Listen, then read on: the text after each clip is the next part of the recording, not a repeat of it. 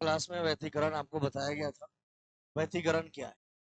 इसमें बताया गया था कि समान आवृत्ति के जब दो तरंग समान आवृत्ति के जब दो प्रकाशीय तरंग माध्यम के किसी बिंदु पर एक जगह आपतित होते हैं तो उनके अध्यारोपण के बाद ऊर्जाओं का पुनः क्या होता है? पुनर्वितरण होता है। पुनर्वितरण की इस घटना को क्या कहेंगे? जैसे यह मान लीजिए समान आवृत्ति के दो प्रकाशीय तरंग माध्यम के किसी बिंदु पर मिल रही है। माध्यम के किसी बिंदु पर मिलने के बाद इसका ऊर्जा मान लो E1 है, इसका ऊर्जा क्या है? E2 है। यहाँ से जब ये तरंगे जब वापस निकलेंगी तो ध्यान रखिए ये E1 E2 ऊर्जा लेकर आई हैं। जब इनका अध्यारोपण होगा, जब एक दूसरे से जुड़ेंगी तो जुड़ने के बाद इनके ऊर्जा का क्या होगा? पुनर्वितरण होगा, रीडिस्ट्रीब्यूशन होगा। और इस घटना का नाम क्या है? इस घटना का नाम है व्यतिकरण। और आपको बताया गया था कि व्यतिकरण दो प्रकार के हो जाते हैं, एक संपोषी एक विनाशी। एक संपोषी हो जाएगा और दूसरा विनाशी व्यतिकरण। ठीक है। संपोषी व्यतिकरण का मतलब क्या? आपको बताया गया था कि संपोषी व्यतिकरण में क्या होता है? जैसे यह एक तरंग जा रहा है, ठीक है, और दूसरा तरंग भी इसी क्रम में चले, ऐसे ही चले, माने जब दो तरंगों का शीर्ष शीर्ष के साथ मिले और गर्द गर्द के साथ मिले, माने अगर दो तरंगों का अध्यारोपण इस प्रकार से हो कि उनके शीर्ष शीर्ष के साथ मिल रहे हो और गर्द गर्द के साथ मिल रहे हो तो उस प्रकार के व्यतिकरण को क्या कहते हैं? संपोषी व्यतिकरण। और विनाशी के बारे में क्या बतलाया गया था? तो विनाशी व्यतिकरण क्या होता है? तो अगर यह प्रकाशीय तरंगे हैं ऐसे और दूसरा तरंग इस प्रकार से चले, यह माने एक का शीर्ष दूसरे के गर्द के साथ अगर मिलने लगे तो ये क्या है? इसको विनाशी कहेंगे। तो मतलब यह है कि संपोषी व्यतिकरण का शर्त क्या है? हमें शर्त के बारे में जानना है। और विनाशी व्यतिकरण का शर्त क्या है? माने संपोषी व्यतिकरण कब होगा और विनाशी व्यतिकरण कब होगा, यह बात जानना है। तो संपोषी व्यतिकरण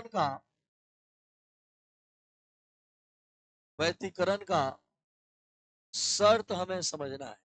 संपोषी व्यतिकरण का शर्त क्या होगा? तो देखो, आप शर्त के बारे में समझ लो कि मतलब इस प्रकार का व्यतिकरण होगा कब। तो ये डिपेंड करता है पथांतर और कलांतर। अगर तरंगों का कलांतर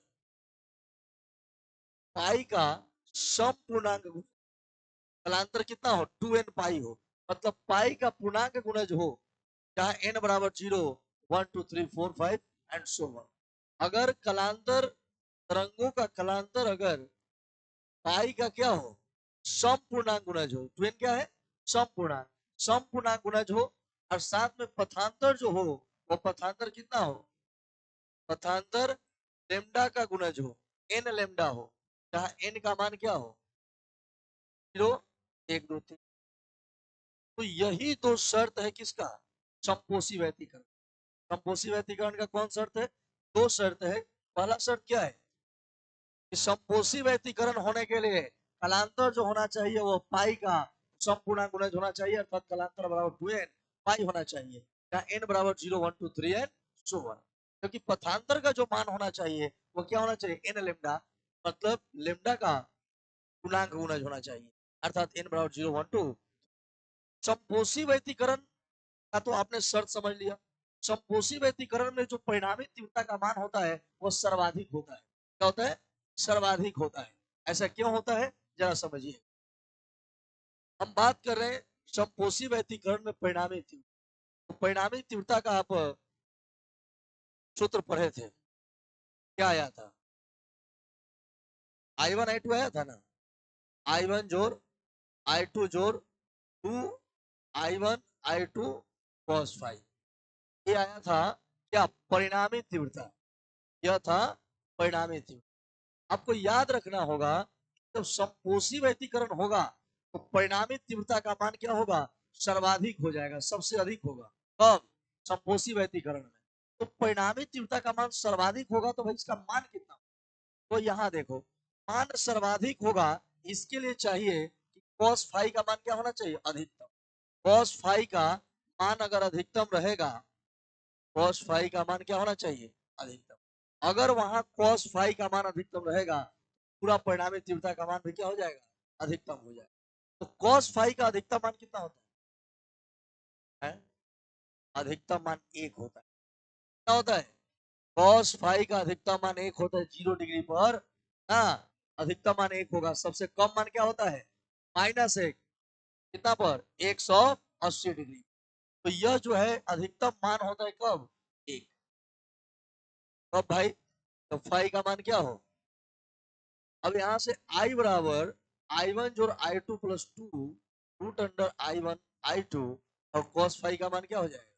अगर हमें अधिकतम, हम जानते हैं कि समपोषी व्यतिकरण में तीव्रता क्या होता है, अधिकतम। क्यों भाई, क्योंकि कलांतर उस कोण पे नहीं करेगा, दोनों के बीच का एंगल 0 होगा। क्यों, क्योंकि शीर्ष शीर्ष के साथ मिल रहा है और गर्त गर्त के साथ।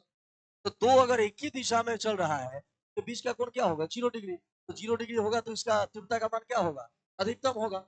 अब अधिकतम होगा तो जरा आई बराबर क्या हो जाएगा, इसको हम लिख सकते हैं रूट आई का स्क्वायर कीजिएगा तो क्या हो जाएगा, आई। फिर रूट अंडर I2 का स्क्वायर लिख सकते हैं, अलग अलग लिख सकते हैं, I1 में अंडर I2।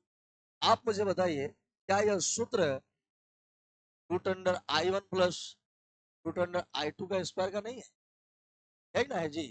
मतलब यह हुआ कि समपोषी व्यतिकरण के समय तीव्रता का जो सूत्र हो जाएगा परिणामी तीव्रता का, I बराबर root under I1 plus root under I2 का स्क्वायर। क्लियर है। ऐसे ही हम लोग को विनाशी व्यतिकरण के बारे में समझना है। तो विनाशी व्यतिकरण का शर्त क्या है, तो सेम वैसे ही आपको इसमें भी विनाशी 2 मार्क्स में पूछे जाते हैं।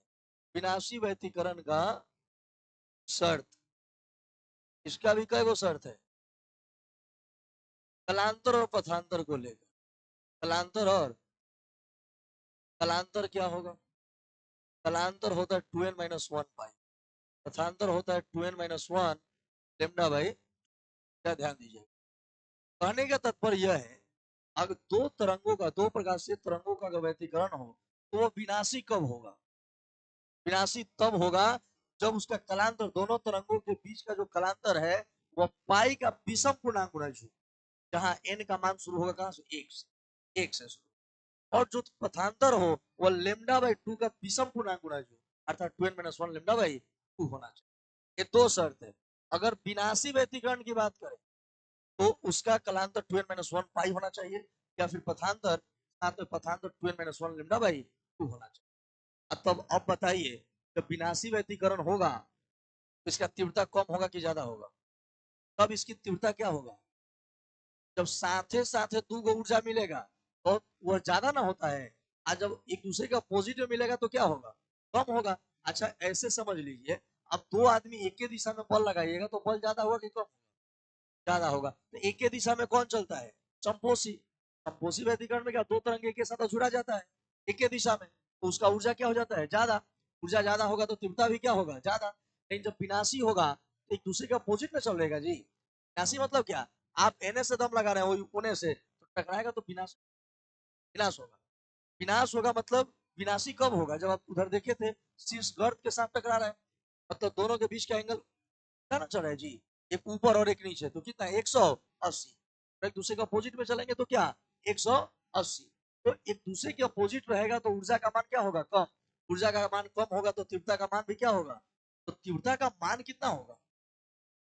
तो तीव्रता का सूत्र पढ़े हैं, I1 plus I2 plus 2 root under I1 I2 cos phi. यहाँ पे हम कह रहे हैं कि तीव्रता का मान क्या होगा, तीव्रता का मान इसका क्या होगा, सबसे कम होगा। तीव्रता इसमें विनाशी में तीव्रता क्या होता है, सबसे कम कब होगा, जब cos फाई का मान सबसे कम रहेगा तब ना।